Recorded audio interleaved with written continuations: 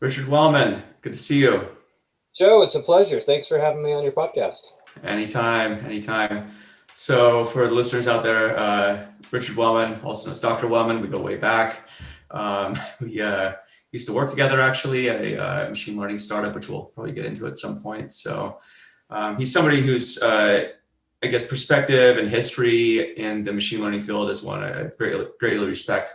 Probably, among the top five, top 10 people that I admire in this field. So it's a good chance to talk to you about I guess all things machine learning, and I think your very unique perspective and path through it. So Well, thanks, Joe. I appreciate it.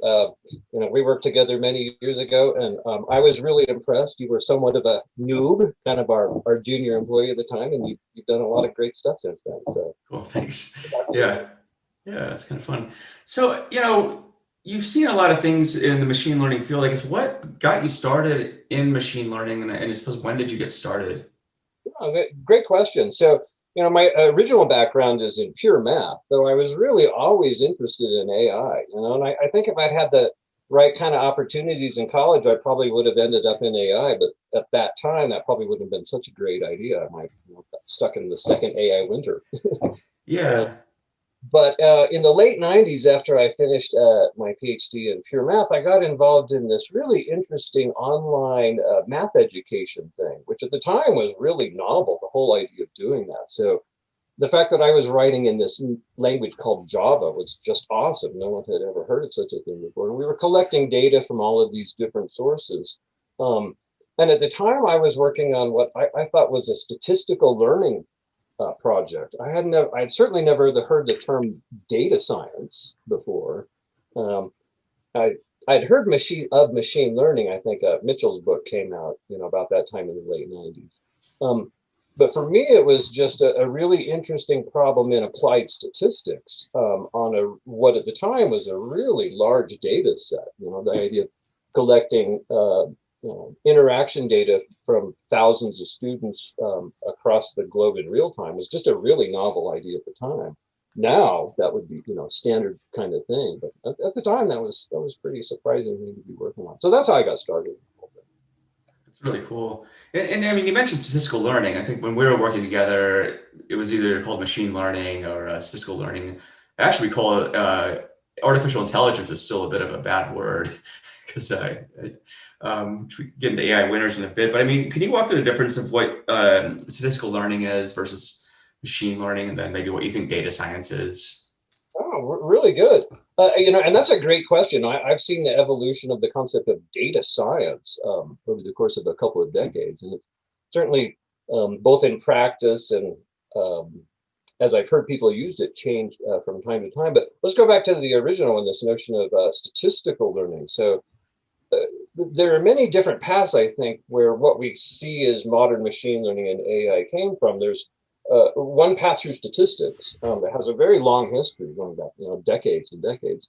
Another one from a computer science point of view, and then another one maybe from the pure AI community coming out of the 50s and perceptrons and things like that. So one path into machine learning is the statistical approach called statistical learning. And in some sense, I think really the main difference between statistical learning and machine learning is just the idea of using computers, right? Statistical learning and statistics existed before there were computers, right? There was a time when a data set with 100 data points in it was considered quite significant. And one could do all kinds of interesting statistics with such a thing. So, um, on the other hand, machine learning has come to mean something very specific, this particular metaphor and this idea for building statistical inference algorithms using large data sets. But of course, that's what statistics is in a certain sense anyway. So I would look at them as kind of the same thing. There are obviously some technical differences, but statistical learning is the term you would use if you were a statistician or Right. an older way of looking at things. So data science, right? How does that whole thing fit into it? I think is a really interesting question.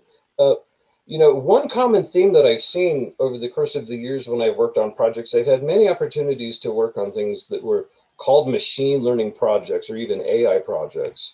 And in every case, what I ended up doing was data science stuff, collecting data, validating data, organizing data, the kinds of things that you would certainly recognize as the role of a data scientist today was just this essential piece that was always there that wasn't necessarily recognized. You would certainly understand this, right? Just how difficult that piece is. So in a way, I think a data scientist and data science is a really interesting thing because in large part, it's kind of driven by this idea of AI and machine learning, and in some sense sort of hype, but really what it is organizing data so that you can do some kind of statistics. Now, maybe that's really advanced statistics like machine learning. As often as not, it's just BI, right? Business intelligence, which is just statistics, right? Show me some averages, make me some pie charts. But for all of those things, you need a very robust and stable data sourcing system so that you can do reliable statistics and use it for business applications. And so I see really the role of a data science is just facilitating that piece so that some kind of statistical analysis is possible on large data sets. And presumably that's machine learning, but often not. Right. Yeah, I think we found out when we were working together too. Just I think how finely tuned the machine learning problem space is versus all else. I mean, was there like a rubric or certain types of questions you would start asking to sort of diagnose whether a type of problem is a machine learning problem or not? Or how would you make that assumption? That's a really good question. And I think it goes to this larger issue, and a really important issue is if you're a business, say, what applications of possibly machine learning or just in general statistics might be valuable for you as a business, and how do you facilitate that kind of thing? And, I've had the chance over the years to do all kinds of different consulting jobs with, e-commerce and finance and education. And it seems to be the same pattern all the time. There's this idea we would like to do some very elaborate statistics, maybe even artificial intelligence. That would be really cool, I guess. And we have some data that we believe contains signal or information that we should be able to use for this purpose, right? And maybe they really don't need machine learning. Maybe it's just decent statistics. You and I had this experience working with some companies that, really weren't on top of their data sourcing and couldn't answer basic statistical questions about how their company operated. And that was difficult because their data sourcing system was not in very good shape. They had a lot of work they had to do before they could even start to answer simple questions. And then the question would be, well, how elaborate of a statistical kind of framework can we put around this? Can we actually use machine learning? Do we have, enough data with rich enough signal in it that we've sourced in a sophisticated enough way so that we have the potential of doing that? And that's certainly a pattern that I've seen over and over in all of the jobs that I've done. Now these days it might be called machine learning engineer, and I even had a job like that for a while.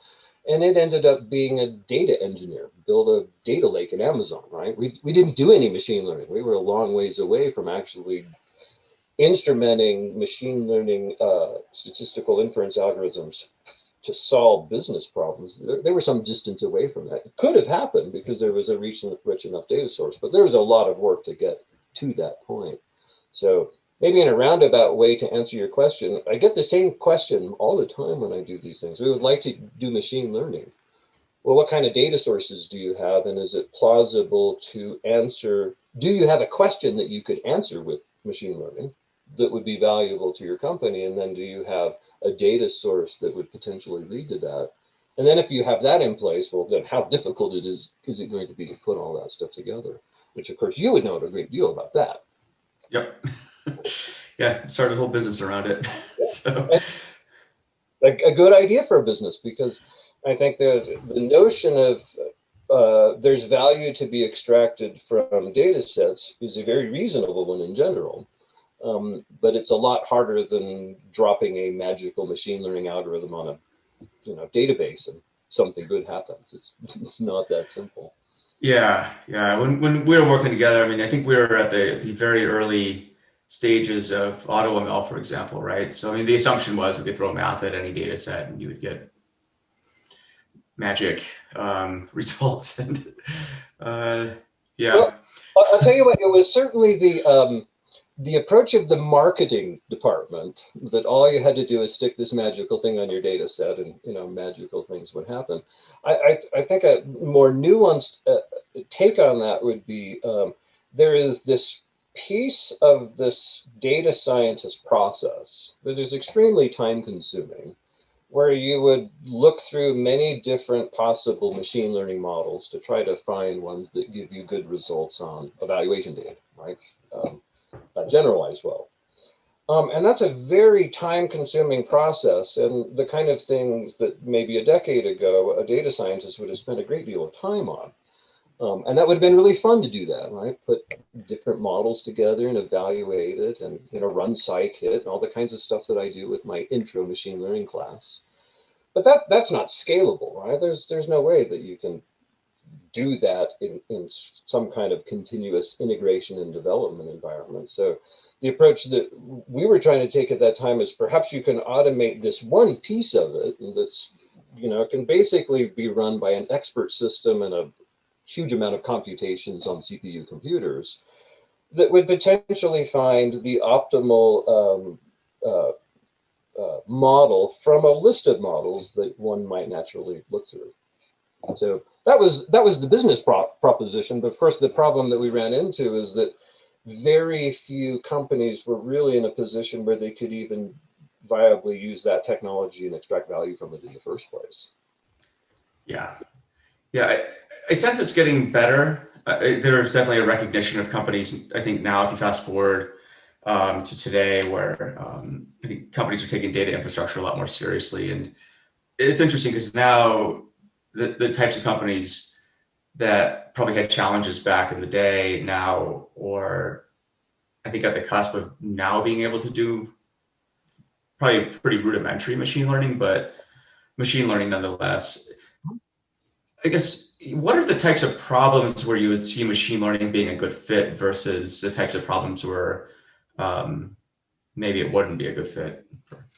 Yeah, that's a really good question. And of course, we saw that back at the startup company, and I saw it in many contexts before then, and a few of the things that I've done subsequently. And I think a real key notion, there are really two things. One, do you actually have a source of data that is plausibly rich enough that you can extract some kind of value from it? And that's a real serious problem, because if you don't have that data or don't own that data, then you shouldn't be going down this path at all, right? Because that's really where the value is in the first place. So there was a time where I looked into a number of different machine learning engineer kind of positions and passed on most of them because I didn't think that they had a rich enough data source to plausibly answer the kind of questions or extract the kind of value that they were hoping that they could get. So the first one is, do you have a source of data that has signal in the first place? And then a much more complicated question is, can you plausibly build machine learning models on that data from which you can actually extract business value? Can you hook that to some kind of KPI and then use your ability to, forecast into the future to drive that KPI somehow? And that's a really difficult question, and that's really a case-by-case question. But I think it starts with, do you plausibly have some kind of business measurements that are relevant to your business model, that being able to do statistical inference on some set of data relevant to that question is the key issue. Because if you don't have that, there's no reason to build such a complicated thing in the first place. I mean, maybe you want it for BI kind of things, just statistics. How's my business doing today as opposed to yesterday? But do you really have questions that are about, can I predict how my business is going to look tomorrow, perhaps, and then use that information in a way that gives you, some kind of business advantage? And that's really difficult. I think it's on a case-by-case basis, but over the years, I've seen many examples of that where it definitely worked, and it gives the company that could deploy that kind of technology a real advantage. Mm-hmm. And I mean, your background tends to focus more on structured data. Can you walk me through some of the challenges that you see with structured data? Yeah. Good. Well, I think let's start with the notion of the word structured data in the first place. What do we mean by structure? What kind of structures on it? If your data doesn't have any structure, then you certainly can't do machine learning on it. So it's got to have some kind of structure in the first place. Though, of course, what we mean when we say the word structured data is we're really typically referring to some kind of data that sits in a database, or at least came from sources that could be stored in a database, maybe a data cloud, perhaps, but data that can be stored in tabular format of some kind, right? The basic foundation of databases, right? That you can put information together in these, ever expanding rows and columns. So that's typically what we mean by structured data. And I think that that's really important because that's where all of the data in industry sits, right? Or in databases of some kind. So if there's a notion of where are you going to find data sources that have value in them, that are ubiquitous in some sense, that would be structured data. So the reason that I've really been interested in this question of, building statistical learning models on structured data is because that's where all of the information that's interesting is. Well, not all of it. There's other information out there that's really interesting, but there's a lot of information sitting in databases that presumably can be mined for value. And with respect to machine learning, what are some of the challenges of applying machine learning to, I guess, what we'll call structured data, data in databases? Oh, very good. Well, I think the basic problem can be seen in this way, right? Even though these data sets all have the same format of being this tabular data, they come from unknown generating sources, maybe human beings, maybe some kind of automated monitoring system of some kind, or who knows where that stuff comes from. And then the data scientist is going to take data from many different sources and hook it together in all kinds of novel and interesting ways to make representations of whatever the examples are, right? Maybe they're people, or who knows what it is. So the problem is that you have these sort of unknown generating sources that you want to build some kind of model on top of that's good at generalizing into the future. But that's the essential problem in statistics in some sense, right? How do you do this in general for any possible generating data source? The alternative is to start to make assumptions about what that data looks like. Obviously, you're always going to put in domain knowledge when you're working on this problem. But typically, you would have the data scientist somehow organize the domain knowledge in such a way that this is the tabular data that they put together. And then you want to take that tabular data and use that as training data in the machine learning model. So at that point, there's sort of no more assumptions about the generating source available. It's just this tabular data. And that just turns out to be an extremely difficult question. How do you do this in general if you don't make any subsequent assumptions about the generating source of the data? Mm-hmm. Yeah, and it's interesting seeing the techniques. I think on one hand, you have your classical statistical learning techniques, classical machine learning techniques, and then on the other hand, you have deep learning right now. Do you have an opinion on various techniques with respect to machine learning, unstructured data, and how well they work? Well, so clearly deep learning is amazing. It's got to be one of the most important inventions of the 21st century. It's truly remarkable what this stuff can do. And it is, in very important sense, just another machine learning system. Right? You give it some training data, and the model's built on that training data, and then you subsequently put in data, and it does inference on whatever the label happened to be. So in some sense, it's really no different than any of the classical machine learning models. In fact, in a very important sense, deep learning is just a classical machine learning model, right? It's a neural net. It's a particularly configured neural net that's deeply layered and has some interesting topology in how you put it together. But it is, in a very important sense, just a classical machine learning model. It doesn't come from the statistical learning community. It comes from a different place. But it still fits into that category. So, a really good question is, we should also mention this technical point that as a neural net, what is the input into that neural net? It's a vector, which is just a list of numbers. And you could put the whole data set, the training data set together in a tabular format. So what is the input source for deep learning? It looks like tabular data, right? It doesn't necessarily come from a database or traditional business input sources, but it looks the same, right? It's not really any different than any other data source. So a really good question is, why is it that this truly magical technology doesn't seem to work on these traditional structured data sets, which look the same, right? They're the same format that goes into a neural net. So why can't you just build deep learning on top of structured data sets?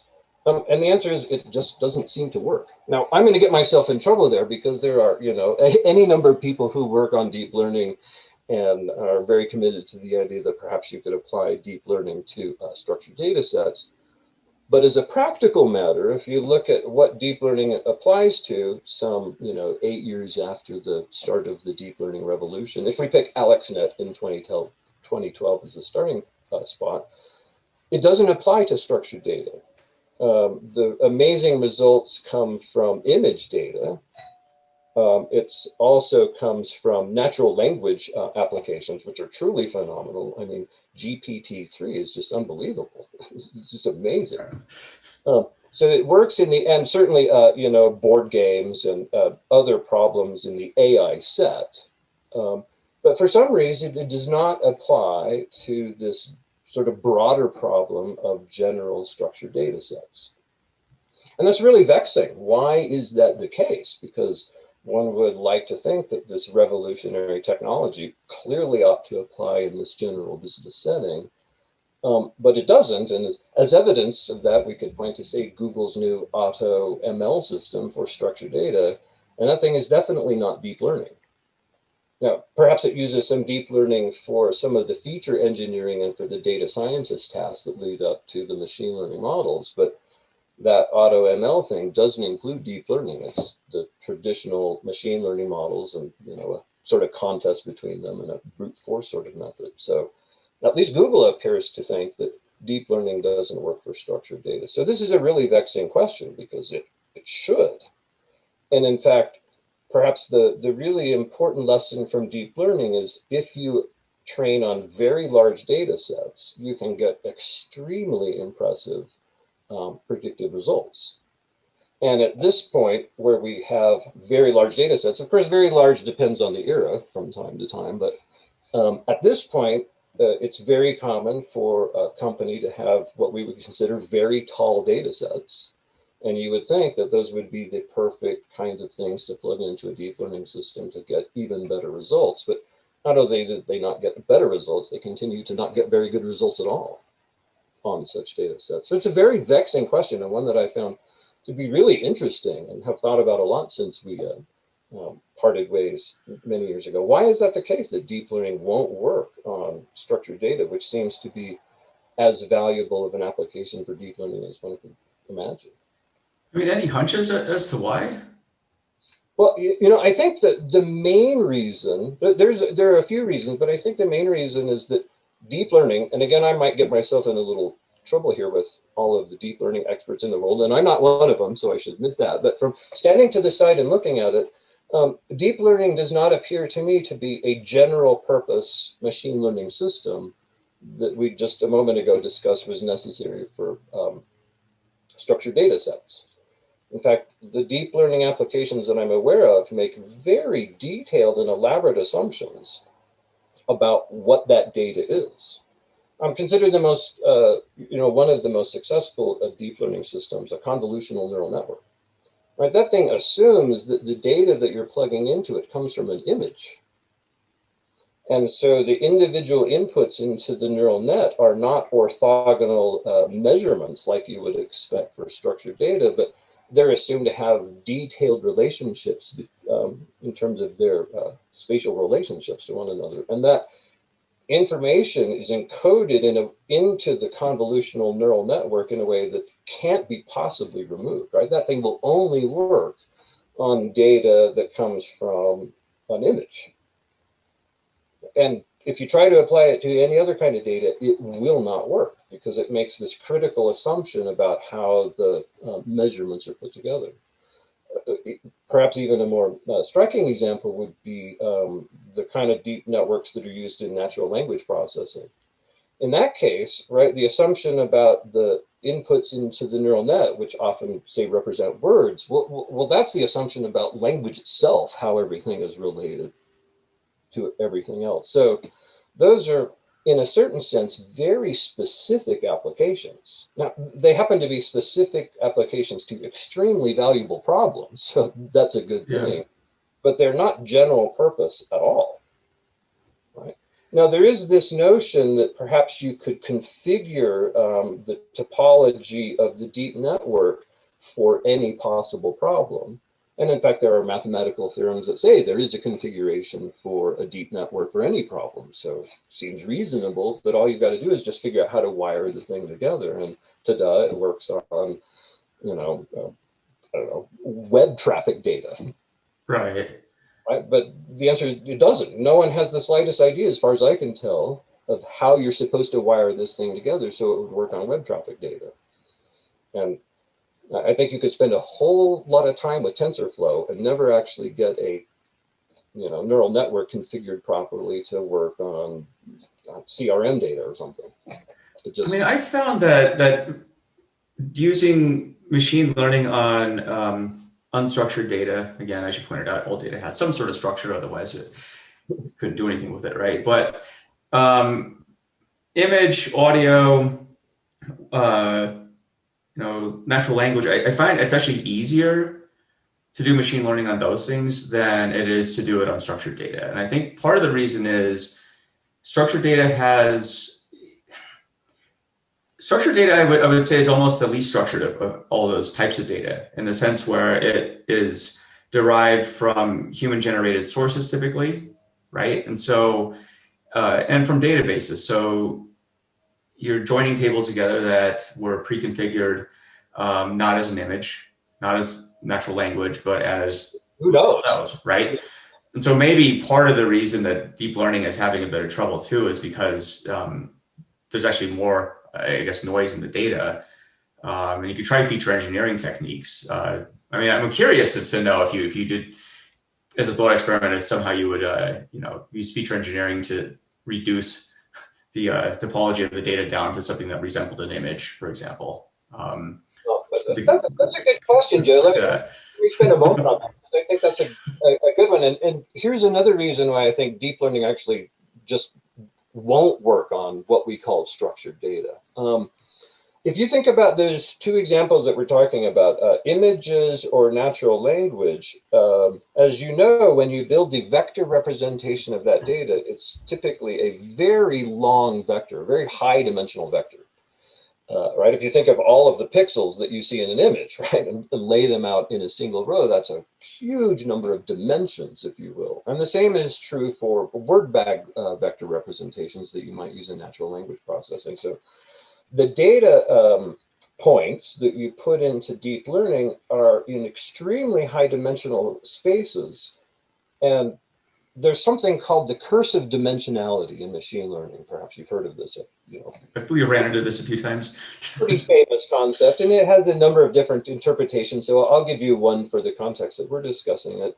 The curse of dimensionality says as the dimensionality of the data goes up, the plausibility of doing machine learning goes down.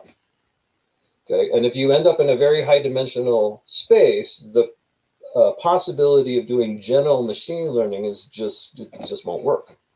And this is kind of a statistical thing, right? The sort of the space in these high dimensional spaces is too big.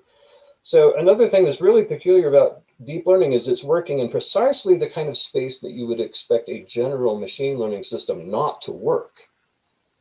Because it shouldn't work in general in a high dimensional space. So coming back to your point about feature engineering, I would expect that for a general purpose learning system on structured data that actually would work in a low dimensional space. And a key part of the data scientist task would be to gather these data from all of these different sources and then somehow appropriately reduce that to some low dimensional data set that contains sort of the essential elements of whatever the signal is that you're trying to recover from the data. And I would see that as maybe the key role of the data scientist preparing this data set that would then be submitted to a general purpose learning machine that hopefully would give you the results you were looking for. So I think there are two things that are wrong with deep learning for structured data. It's specific, and it can't be specific, and it's in the wrong kind of dimensions. Okay. Now, with that said, there's one argument that I should probably take the devil's advocate on. A very interesting aspect of deep learning are the so-called adversarial networks, which is a really cool idea where you would use machine learning to sort of learn the topology to solve the machine learning problem. And I guess I would just say on that, that machine learning is very subtle to begin with when applied in a commercial context. And I would think that a meta machine learning system probably isn't going to work too well. It's a neat idea that you would use machine learning to learn the thing that would solve the problem, but it certainly works on things like board games and other problems in the AI set. But I don't see that kind of thing really, taking off in structured data sets. Right. Yeah, and I haven't seen too much in the way of general adversarial networks being used and stuff besides maybe self-driving cars or anything like that. But I mean, it'd be a pretty gutsy move, especially nowadays with ethics and bias and everything else in the mix, right? I mean, with data alone, not even talking about machine learning, not even talking about machine learning on machine learning, right? So just gonna dogpile the issues there. So, our goal with structured data is to try to solve, real problems for real businesses, right? I mean, that's what you do, right? You talk to the business about what are you trying to do, and do you have a data source that could, help you solve that? And I don't think meta machine learning is probably a good idea for that, but maybe somebody can make a business out of that. I'm sure someone has tried. Yeah, almost certainly. And it's interesting though, because I think that on one hand, there's a lot of people making a lot of efforts, both in the algorithms end of things and also from a machine learning engineering. I don't think a week goes by I don't speak with several people working on, new ML ops, as it's now called, companies in that space, companies in machine learning engineering. What I find fascinating is there's definitely a group of people who are working on algorithms research, and that's awesome. But there's definitely been a recognition, at least in my observation, where people have taken a step back and said, okay, so like we spent a lot of time working on algorithms, working on new advances, and the success rate of ML in industry is still pretty low. So hopefully things can keep improving. But yeah, that's true, and I think it's a cautionary tale for anyone who's thinking about trying to bring ML into their business, which is not to say that the potential is not as great as it's always been, but it's not magic. It takes a great deal of work. And I would just like to come back to 2 points on that. One, your business and the success of your business really shows that this really critical step is this whole technological infrastructure of data sourcing and quality data where you could do some kind of statistics of some kind and be able to get dependable results. And that's a process that perhaps any company that's involved with data ought to be involved with in the first place. And they would presumably have many different applications for how they would use that data, including machine learning. But specifically on the point of research into algorithms, I think this is a really interesting question. If you set aside all of the mountain of papers that have been done on deep learning in the last 8 years, and you just look at, say, what is in Google's Auto ML thing, there are no new algorithms in there. They were all developed in the 20th century. Right? These are all just the standard statistical learning algorithms that I would say cover in my intro machine learning course, where we would go through scikit and look at all of the stuff that's in there. And that hasn't really changed much since, the previous century. Google's setting it up with this automated system that will search through lots of different combinations to perhaps try to find the ideal kind of combination. But I don't really see that there's been much in the way of algorithm research, at least for structured data, or at least anything that's shown up and proven to be as effective or as interesting as deep learning. So to your point about taking a step back, particularly on that algorithm side, but I think there's good reason for that because I don't necessarily see any new algorithms coming out for structured data. Perhaps I'm a bit outside of the research area, certainly on the deep learning side, but you would think if such a thing was going to come out, it probably would have arrived on the scene by now. So I think focusing on this question of data sourcing makes a lot of sense because I'm not sure that there's a whole lot to say on the algorithm side. Yeah, I mean, yesterday I was on a data Slack group, just one of the many I'm a part of, and it was pretty funny because I saw two posts, both from I would say probably competing companies in some sense. So they both work on data quality for machine learning pipelines, and they're both hosting different virtual events. And it's like, so it's kind of humorous in a way because it's just a hot space, right? I mean, data quality is now, it's interesting. Data quality is now a hot, sexy area. Even a few years ago, that would have been absolutely the area to avoid because it was just not, it's just uncool. Like, you can do the cool stuff or you can go, work on plumbing, right? And plumbing is now sexy for some reason in the ML space. It's bizarre, but. Well, Joe, if I may say, having been at this for some time and seen this thing happen over and over, I think the answer is the plumbing, I guess, is this part because there's not a whole lot to say really on the machine learning side. I know many machine learning engineers would, really like to spend time and, look at scikit and see what's in there. But I think the weird answer is if you have the pipeline in place, at some point you hit this black box thing and you build your model and out comes your model and you evaluate its effectiveness on the outside. But that black box step is actually not all that interesting. And there's not really anything for a machine learning engineer to do in there necessarily, except perhaps go through and hand stitch them all together. But if you have such a sophisticated pipeline in place, you probably want to use an automated system in the first place. And there's really nothing for a data scientist to do there. So the interesting part is actually the pipeline leading into it. And then how do you instrument that as a solution in the business? And I think that's really interesting and really hard. How do you put all of that kind of thing together? And as you can attest, it makes for actually kind of a nice gig. For how long have you been doing this? Almost 10 years now?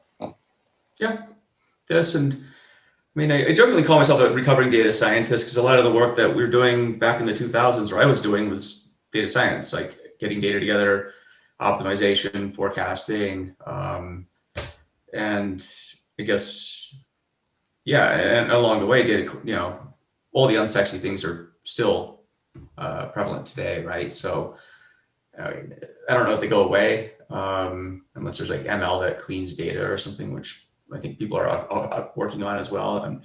But, we talked a bit about AI winters just a bit ago. I mean, you've been through, how many have you been through?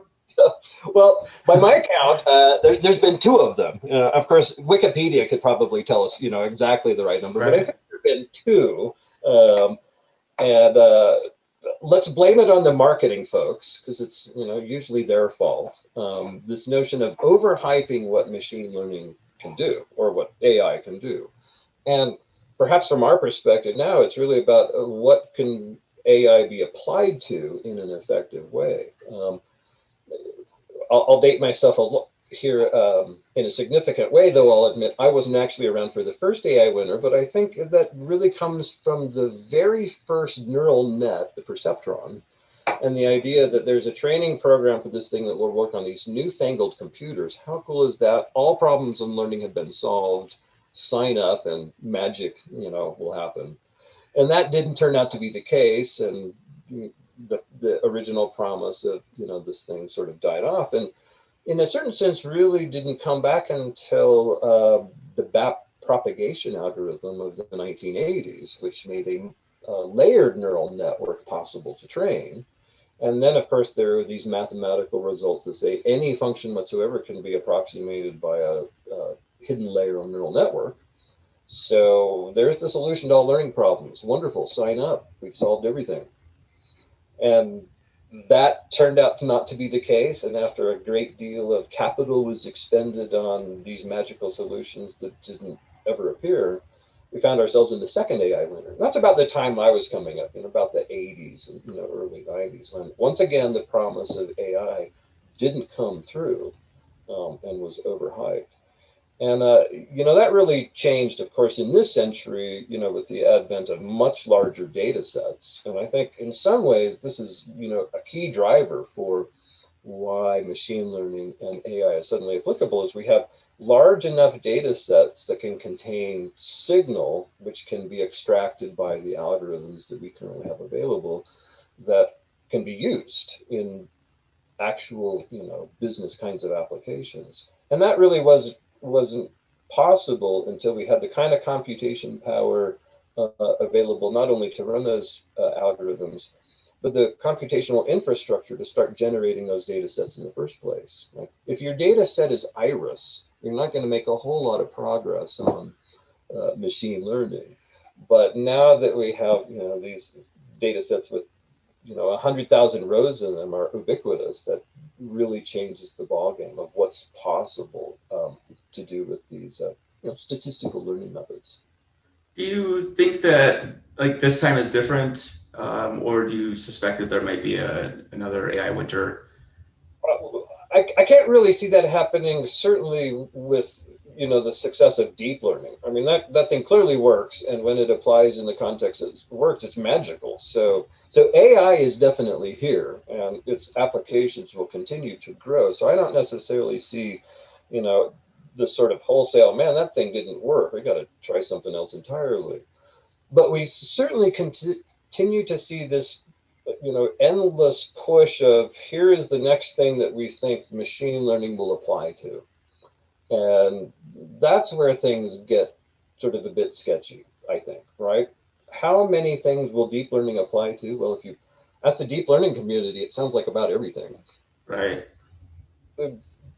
I suspect not. What that limit is, I don't know, but it seems to be fairly limited so far, right? The revolution has gone on long enough. It's not so much a revolution anymore. And images, natural language processing, and a few select problems in the AI set, but it doesn't seem to work on structured data, and that's really the most common data source. So, Hmm. Yeah, I mean, when I use my phone, for example, right? I know there's AI in that and neural chips and everything else, and the use cases for AI in that context are fantastic. But when you try and apply it to a business setting, I think it becomes a lot harder. Like we always say too, like most companies are barely doing BI, let alone AI, and that's just a fact. Like it's that's a really good place to start. And if there's any danger of a winter or just overhyping the whole thing, it comes from that, right? Overpromising what statistics can do for your company and what advanced or even machine learning or AI level statistics. And the answer is AI will probably not. Maybe on some of your natural language processing issues, but other than that, you really have a statistics problem, and maybe a sophisticated one. And the problem you really then have is, how good is your data pipeline to be able to mhm. meaningfully do those statistics? Yeah. So you've worked as a professor for as long as I've known you, and it's probably a really long time. Long And time. long time, yeah. And I mean, you come across a lot of students in wanting in data science. I mean, what are some tips that you would give to people who want to start their career in data right now, whether it's data science or maybe something else?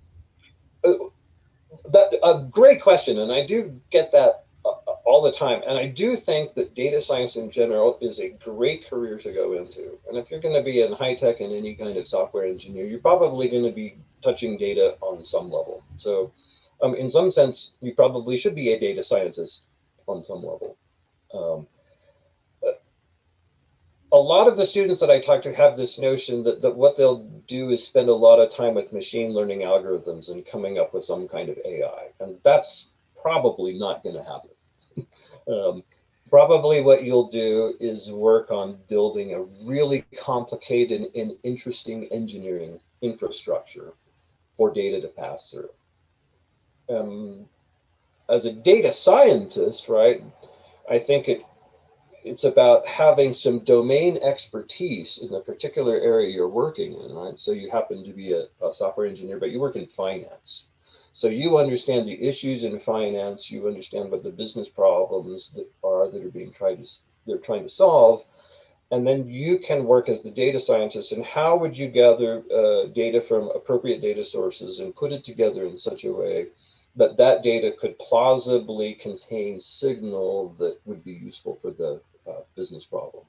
And if you're someone who can do that, you'll do really well, I think. You can solve a lot of problems and be a very useful technologist for a long time if you can help businesses solve problems with data. And that's what I would think of as a data scientist. Right. Yeah, that makes a lot of sense. I like the definition. The question I always get is like, what kind of classes should a person take who wants to become a data scientist, particularly math? Are there any classes you'd recommend? Oh, excellent question. Well, in the math thing, I would certainly recommend some statistics courses, which are, those are math, but not really math courses, right? The statisticians won't appreciate me lumping them with the mathematicians. So, a good course in statistics, a little bit of probability would be good. And then depending on how deeply you get into this kind of things, perhaps some linear algebra would be a good course.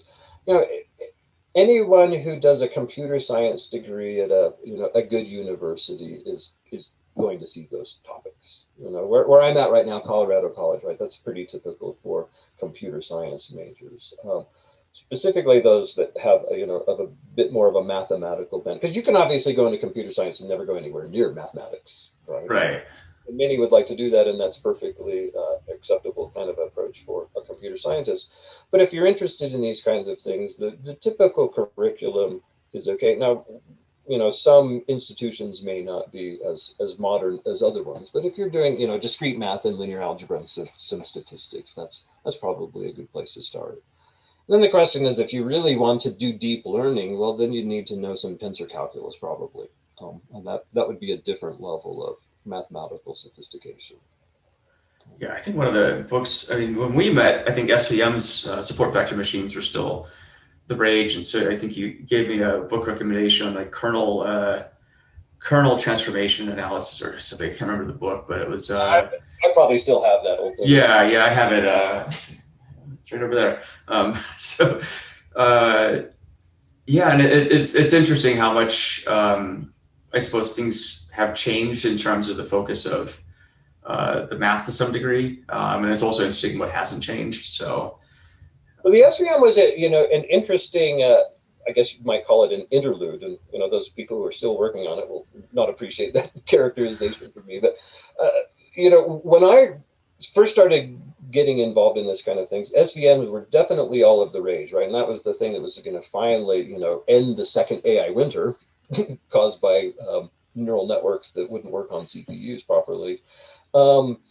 And they get great results. It was really remarkable stuff. And in some ways that drew me into machine learning because the mathematics behind support vector machines is quite sophisticated. It just happens to be the area of math that I know a little bit about. So I found the theoretical study of support vector machines a very interesting one. But like so many things, it seems to me it just ran into a really practical problem. They don't scale. It's a really interesting idea, but sorry if this is a little too technical, but because they are non-parametric models that are built directly from the data, as the size of the data grows, the size of that model just won't work, right? It just won't scale. Which is a real bummer, because if you could actually, run a support vector machine on 1 million data points, that would actually be a great solution for this, general tabular data problem. But that's just not going to work. It's just the wrong kind of framework to actually be applicable. And that was a really interesting observation for me, to watch the community, put all of this time into support vector machines, but not really put too much discussion into the fact that this is never going to scale. What are you going to do, right? When I was working on this, plugging 1,000 data points into a machine learning model was pretty cool, and 10,000 was like a lot. Well, now several tens of thousands would be kind of a medium-sized data set. Maybe a million would be a lot, right? And unfortunately, that particular technology, I mean, maybe someone has figured out how to scale that stuff, but I don't think it'll work. So it brings up this interesting kind of question about algorithms, right? It's just a really practical one. What kind will actually work? Um, to take just a moment on that, to go back to the convolutional neural network, I think that's a really interesting example. I remember reading papers, I'll date myself here, in the late 90s by LeCun, outlining this convolutional neural network and pointing out that this thing gets human level results on this AI data set. This is remarkable. This is, amazing. It's going to change everything. And the response at the time is, no, it won't. You run that thing on a CPU computer and it takes 2 weeks to train it on 60,000 data points. What's going to happen when you try it on 600,000? Nothing good, right? It just won't work. The thing that changed is the advent of programmable GPU computers that suddenly made that algorithm scale. So a lot of the evolution in machine learning has really just been about computers getting faster and the right kind of architecture for the right kind of algorithms. And so maybe that's really the answer for the future, right? The idea would be maybe you can somehow exploit modern computational infrastructure, these GPU clouds. That's a lot of flops ready to be spun at something. Why can't you throw that at tabular data? Well, apparently it won't work if you do it with a deep network, but maybe there's going to be some kind of way to use new technology to really scale up classical machine learning to modern large data sets. To me, that's a problem for the future. I mean, I think you're onto something though, where even I'm seeing, some talk in the AI community about, things like even symbolic representation coming back, right? And techniques that, have been around for a very long time, and maybe there's going to be a resurgence. I mean, the fact that deep learning sort of, came back with a vengeance, I guess anything's possible, right? So. Yeah, I mean, from my perspective, having seen a lot of this, it's really quite amazing, this deep learning revolution, right? Because in some ways, it's not a revolution. These ideas have been around for a long time, and it's been understood how well they would work. It was, in some sense, just a technology problem. How do you actually do these computations when Moore's law is running to its end on single thread computations? What do you do? Makes a lot of sense. Which of course also points out, going back to Google's auto ML thing, that can't be the right way to do it. Just lots and lots of CPU computers. That doesn't seem like that should be the right solution to that problem. But yeah, I mean, I've seen the auto ML attempts from the various clouds, and I would say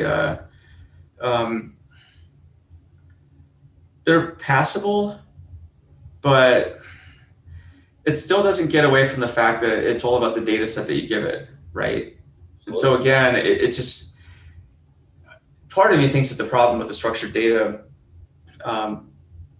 using ML and structured data in general, is just, it's a human generated data set at the end of the day. It's fundamentally different in a lot of capacities than images and language than anything else. And so I don't know, I don't have an answer. I mean, Lord knows we tried to solve this problem a lot, and I kept up to date on all the new techniques, and I just don't, it's like if you're lucky by accident in a lot of ways.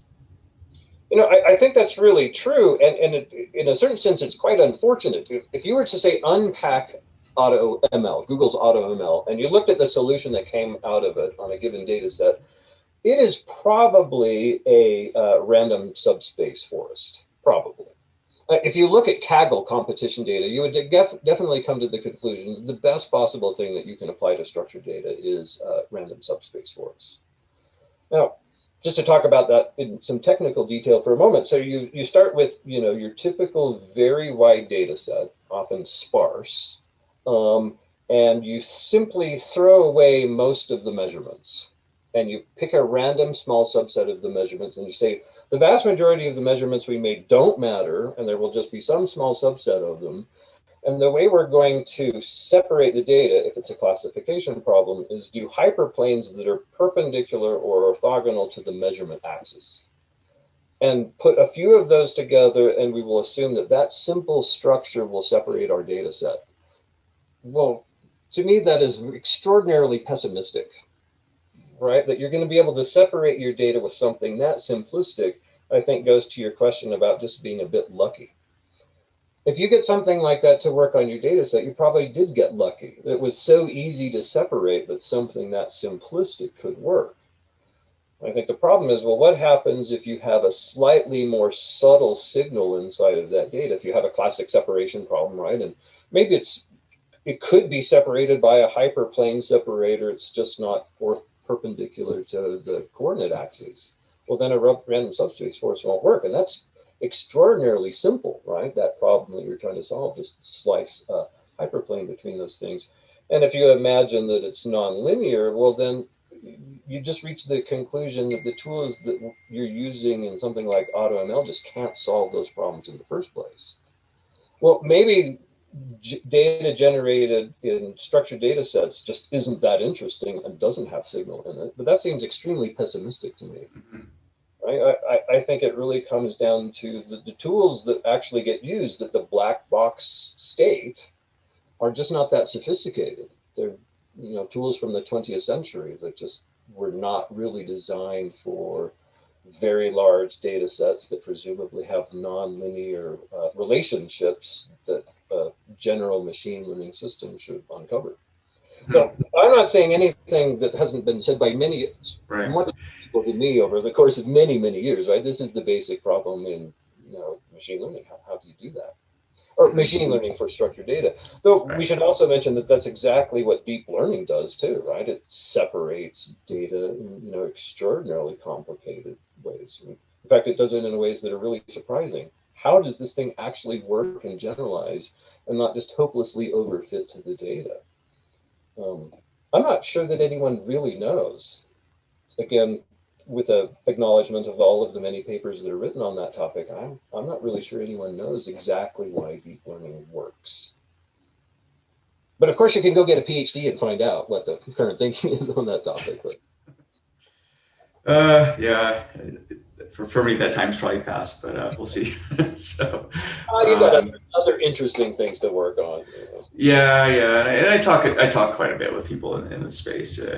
People working in research in this area, and it is true. I would say that there's not an overarching consensus on how deep learning works. Some people have some ideas, but it's not in Wikipedia, right? Yeah, which is obviously the most authoritative source in the world.